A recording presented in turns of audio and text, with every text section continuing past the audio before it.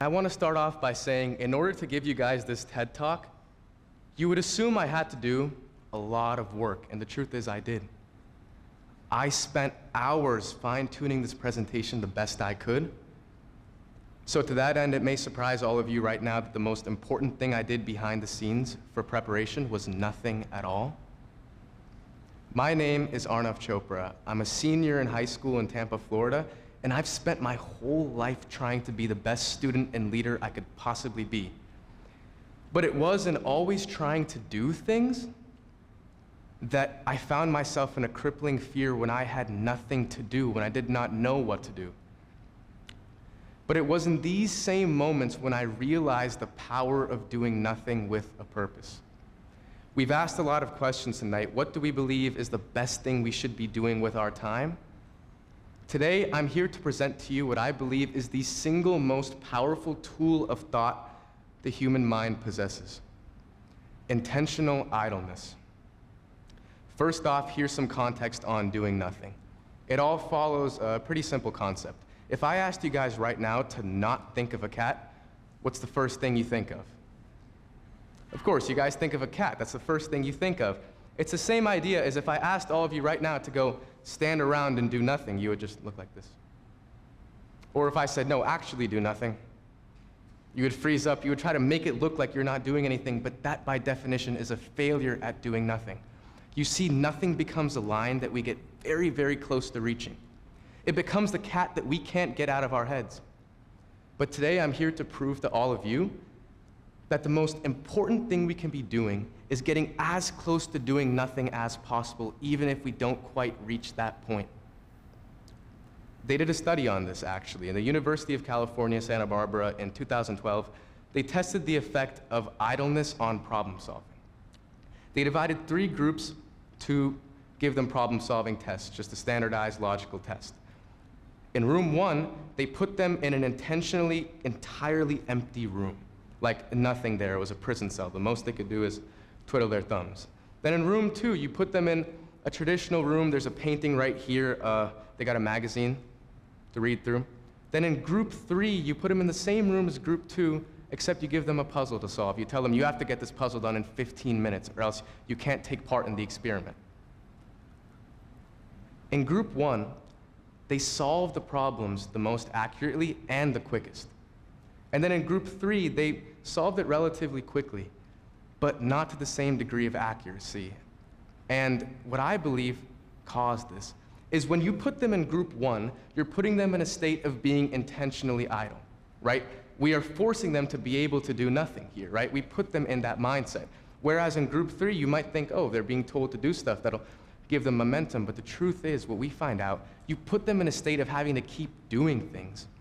It goes against the processes that make up intentional idleness. You see, when your brain is idle here, you become capable of doing whatever it is they may assign you in the future. But when you put yourself in a room of just completing tasks, all that happened was they got the problem solved quickly, but none of them got it right. Now, for the core philosophy of this entire talk, forget the science for just 1 second, guys, is one question. What is the most important tool in art? Is it the paintbrush that we use to paint the canvas? Is it the paints themselves that give us this range of colors? Is it going to be a more profound answer? Or are you going to tell me, oh, it's the artists themselves? Well, that's also wrong. The most important tool in art is the blank canvas, this blank slide right here. The same blank canvas that Picasso began with, the same blank canvas that was Van Gogh's Starry Night before he painted it. Maybe not to the same degree, but this is the same blank canvas that was my TED Talk 1 week ago. What intentional idleness does is it allows us to see ourselves as a blank canvas. But before we see ourselves as a blank canvas, we must understand that a blank canvas is not worthless, right? A blank canvas does not lack color. It simply has the capacity to be colored in any way we want it to be. They say the idle mind is the devil's workshop. I believe that is a devilish thing to say. We should throw that saying out the window because the idle mind is a generative mind. An idle mind has the power of this blank portrait right here. An idle mind does not lack color. When you sit and do nothing, you do not lack color, you do not lack purpose. You can be painted in any way you want to be. You are a reflection of the infinite potential of the universe. Now, how do you be intentionally idle, right? Like, how do you do this? It seems so magical. Well, I'll answer that question with the story of how I discovered it. I discovered this process through pure necessity and honestly whim. It was 6:30 p.m. and I was awaiting a college decision. Mind you, I had spent the past 4 years trying to make the greatest resume that these admissions officers had ever seen. I wanted my application to belong in the pantheon of extracurricular academic weapons who have ever applied to this university. So why was it that my brain was telling me at 6:30 p.m. decision comes out at 7 to go stare at this fan and just kind of zone out like this? Right? The kind of daydream, just stare at the fan, instead of maniacally refreshing that portal. Well, I still can't tell you why. I have no idea why I wanted to do it. But if I told you right now that is the greatest thing that has ever happened to me, and it completely changed my perspective for the better, would you believe me? Well, I wouldn't have believed myself either, but the truth is, in that moment, I can't even begin to describe it to you all scientifically.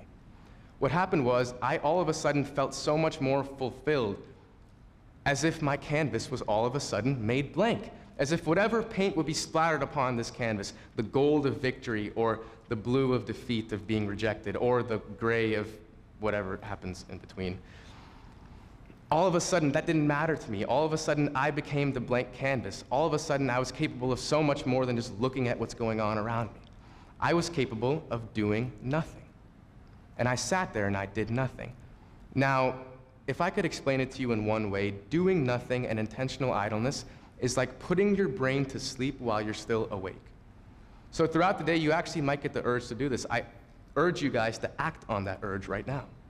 To go sit and daydream. They used to tell us not to daydream. They said, don't zone out. I'm saying, guys, zone out more. That's exactly what I did here. They told me this decision would paint the canvas for the rest of my life. But all of a sudden, in that moment, staring at that fan, when I let my brain go into that state of just limbo, just falling down, all of a sudden, my canvas was made blank. And it was the most beautiful canvas I have ever seen in that moment. Now, for all of you to try this today, I seriously encourage you, and no pun intended, trying out intentional idleness means you have nothing to lose.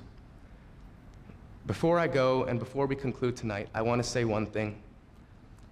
You are not defined by the blotches of grief upon your canvas, and you are not restricted by the overwhelming pressures that make up its borders.